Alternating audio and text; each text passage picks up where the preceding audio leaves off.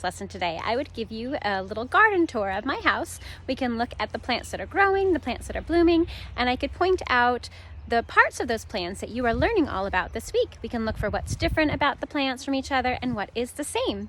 So we are going to start in my front yard, and in my front yard I have some hyacinths blooming, and if you remember my Jamboard post from yesterday, hyacinths are one of my favorite plants. So I'm going to show you the hyacinths that I have growing here.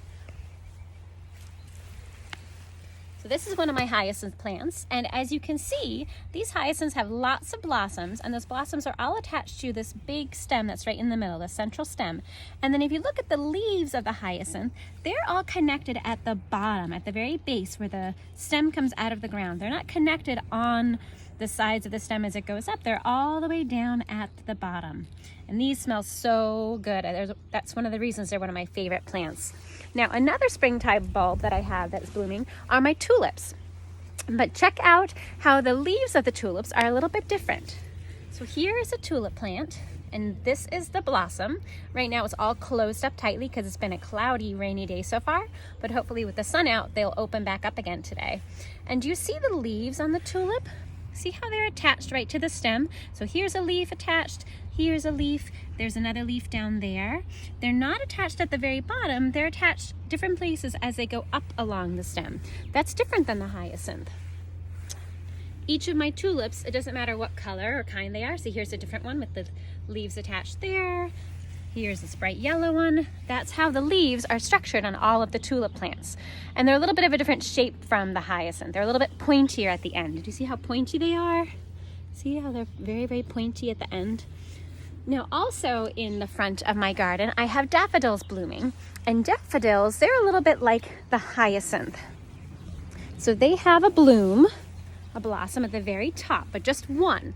So that's different from the hyacinth, right? One big flower, and this flower is on the stem. And then if you look at the bottom, just like the hyacinth, the leaves attach right where the stem comes out of the ground. And they're sort of long, they're shaped the same all the way through. They're sort of long and skinny, right? So that's a little bit different than the tulip, but similar to the hyacinth. Then I want to show you over here another plant that I have, which is called a bleeding heart. You might have seen bleeding hearts in your yard. I love bleeding heart plants. And the leaves on a bleeding heart are really, really different from the other ones we've looked at so far. So this is a bleeding heart, and it's called that.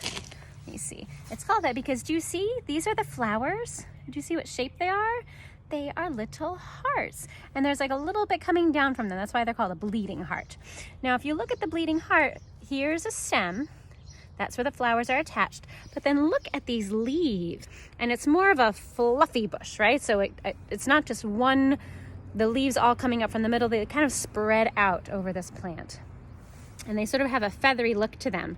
They go out and in and out and in, the individual leaves do. And then right behind me, I have an azalea. An azalea is a bush, so it has a woody stem. You'll see the woody part. And then on this azalea, there is a bud. A bud is when the flower has not opened yet. It's still tight, tight, tight. The other flowers we've seen, they have opened, even though the tulip is closed up right now, but they've opened already. This azalea right here, if you can see right there, see a little bit of purple? That's a flower bud that has not opened yet. A few more days, I think, and it'll be ready to open. But so if you look at this azalea, you can see these woody stems, really, really thick wood. And then these stems come off, and there's lots and lots of leaves. And each leaf is sort of what we think of as being the shape of a leaf, right? That oval, a little bit pointy, a line down the middle. When we draw leaves without like really knowing what kind of plant it is, that's usually the shape that people will draw. They'll make that oval shape with a line in the middle, and they go, oh, that looks like a leaf. So azaleas have leaves that look just like that. And you can see there's lots more buds that are getting ready, that are just growing. But this one and this one over here, they are going to open really soon. Now, if we go along the side garden a little bit, we will come to another plant that I want to show you. So far, we haven't seen any roots because the roots are where? They're underneath the ground, right? But my irises, the way irises spread is they kind of send roots sideways and then down. So I have irises in my garden over here. And you can see, you see this right here? This is part of the root of the iris. So here we have leaves that come up, and they won't bloom for a long time, so there's no flowers yet that you can even see. They have these flat leaves that are sort of pressed together, and then this root system, it spreads out, and then more irises will grow. Like, see right here? This is attached to this root. These come out this way. So they're a little bit of a different kind of plant.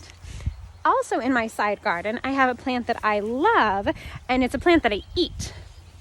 So I love rhubarb in the springtime. Rhubarb, I think, makes delicious sauces, and it makes delicious jam, and it makes a really delicious pie if you combine it with strawberries.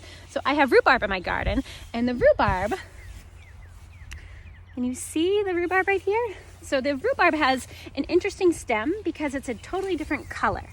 Let's see if I can show you the color that the stem is. Can you see that? How it is bright red. The stems are actually what you eat on rhubarb plants. You don't eat the leaves. The leaves are not good for you. They're toxic or poisonous or something bad. So you don't eat the leaves, you only eat the stems.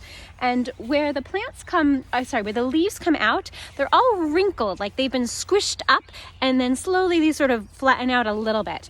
So do you see right here, these leaves, how they're all wrinkly?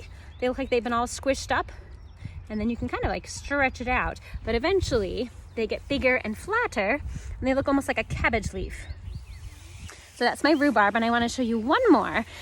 And I actually can't remember the name of this plant. I have a couple of them. I should know it, but it's escaping my mind at the moment. So this plant is one of the first to bloom in the springtime, and the bumblebees have been loving it lately. I've been seeing bumblebees on it just about every day because it is really, really strong scented, and there's lots of nectar inside all the little blossoms. So do you see right here? I'm trying to get it. So these little blossoms, there's tons of little blossoms, like little bells, right? And so the bees, they will come along and they'll stick their little proboscis right in there and suck out the nectar. And then this is like an azalea, so it has a woody stem, it's a bush. And then if you look at where the leaves attach, they all sort of attach to the stem on their own little like mini stem of the leaf. And then the flowers come out of the top of that part. And the leaves are shaped kind of like those azalea leaves, right? They're sort of like an oval with that line down the middle, but they're a little more pointy at the top like the tulips were. So that is one more plant from my garden. I hope you enjoyed my little garden tour today. And as you go out and you look for a plant to sketch, I want you to do a really good job paying close attention to how that plant really looks. So look for the stem, look for the leaves, look for where the leaves attach, look for blossoms if there are any, and try to get the shape of them, the design, and how they're attached to the plant. And then just enjoy looking around your neighborhood for all different kinds of plants. Look for ways that plants are similar to each other, look for ways that plants are different, look for who comes to visit those plants. I'm sure you'll have lots of fun being a nature detective in your neighborhood. Bye!